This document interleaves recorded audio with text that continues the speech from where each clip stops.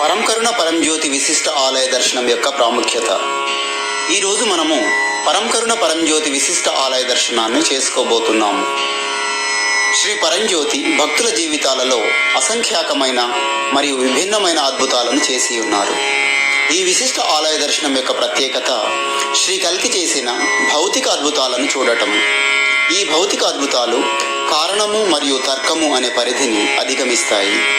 మీరు ఈ అద్భుత సంభవాన్ని వీక్షిస్తూ శ్రీ పరంజ్యోతిని ప్రార్థించినట్లయితే మీ ఇళ్లల్లో కూడా సోమ వస్తుంది. అద్భుతాలను చూసినప్పుడు, చదివినప్పుడు, విన్నప్పుడు మరియు ఇతరులతో పంచుకున్నప్పుడు అవి ఎన్నో రెట్లు పెరుగుతాయి. ఎక్కువ అద్భుతాలను పొందడానికి మరియు సత్కర్మను సంపాదించుకోవడానికి మీకు జరిగిన అద్భుతాలను ఇతరులతో పంచుకోండి. మీరు ఈ అద్భుతాన్ని విని ఆలయ దర్శనం చేసుకున్నట్లయితే మీ జీవితంలో కూడా అద్భుతాలు జరుగుతాయి. మనం ఆలయంలోకి ప్రవేశించే ముందు ఈ అద్భుతాన్ని శ్రద్ధగా వింటాము. నమస్తే. ప్రియమైన శ్రీ అమ్మా భగవాన్ ప్రసాదించిన ఆరోగ్య అద్భుతాన్ని పంచుకోవాలనుకుంటున్నాను. మేము ఒక అపార్ట్మెంట్లో నివసిస్తున్నాము. మేము ప్రతిరోజు శ్రీమూర్తి వద్ద నీటిని ఉంచుతాము. అది సోమజలంగా మారుతుంది. ఇది మాకు ప్రసాదించబడిన ఒక అద్భుతమైన వరం.